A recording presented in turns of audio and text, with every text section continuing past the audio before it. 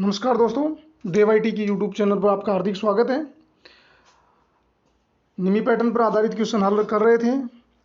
Series संख्या 9 चल रही थी और आज हम हल करेंगे सीरीज संख्या 10। चलो क्वेश्चन संख्या 1 से स्टार्ट करते हैं।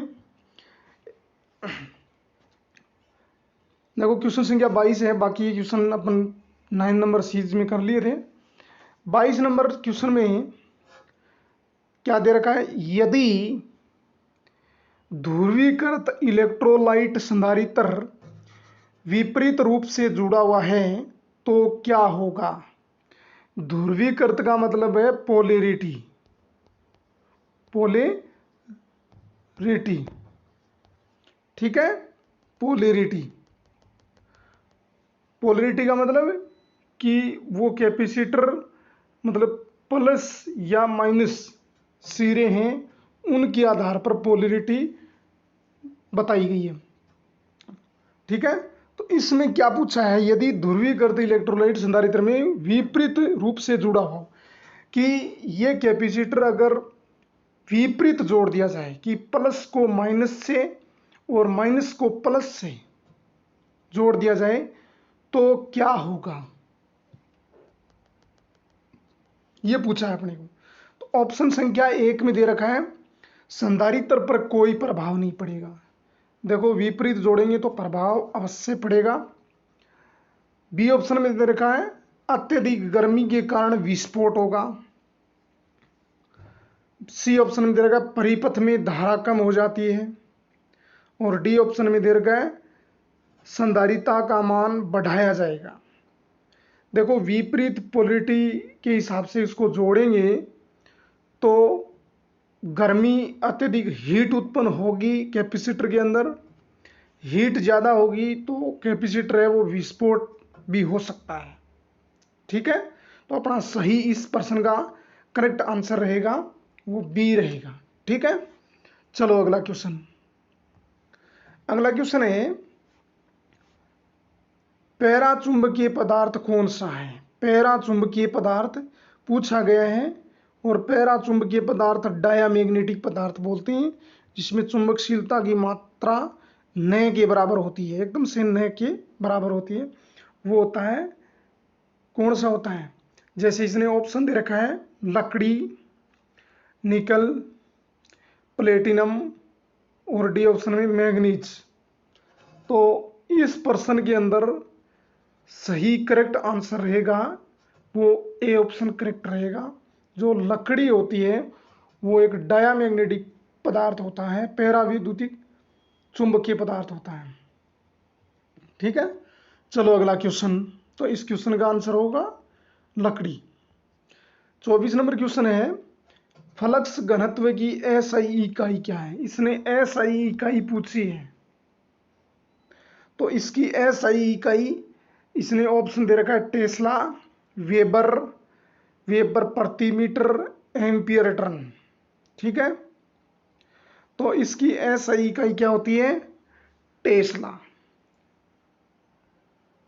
तो चुंबकीय फ्लक्स की इकाई होती है वो वेबर होती है, ठीक है। तो इसका सही करेक्ट आंसर होगा टेस्ला। चलो अगला क्वेश्चन। अगला क्वेश्चन है पदार्थ का बीएच वक्र हिस्टैरिसीस लूप के आकार क्या दर्शाता है।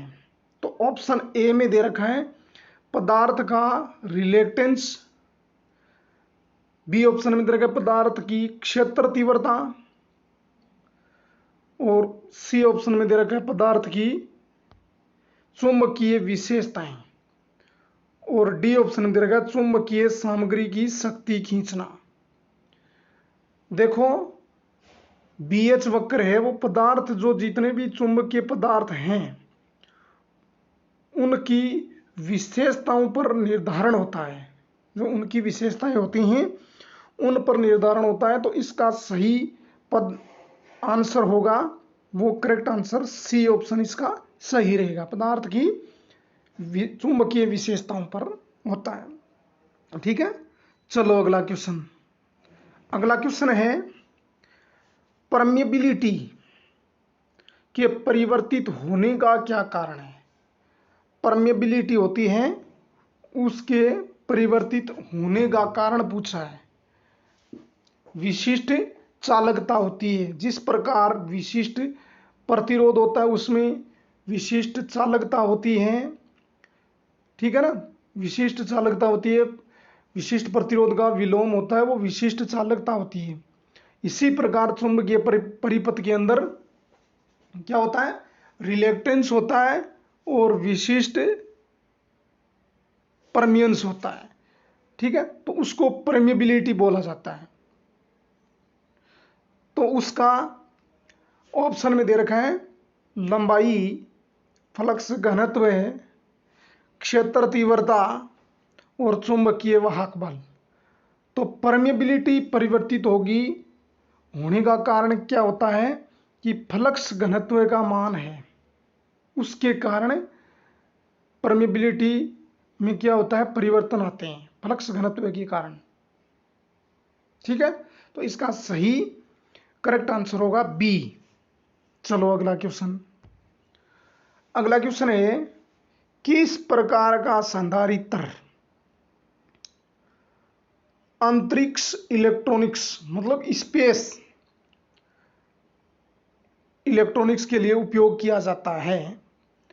पहला दे रखा है ऑप्शन प्लास्टिक फिल्म प्रकार का, बी ऑप्शन है सेरामिक डिस्क प्रकार का, और सी ऑप्शन है इलेक्ट्रोलाइटिक एल्यूमिनियम प्रकार का, और डी है इलेक्ट्रोलाइटिक टेटेलम प्रकार का।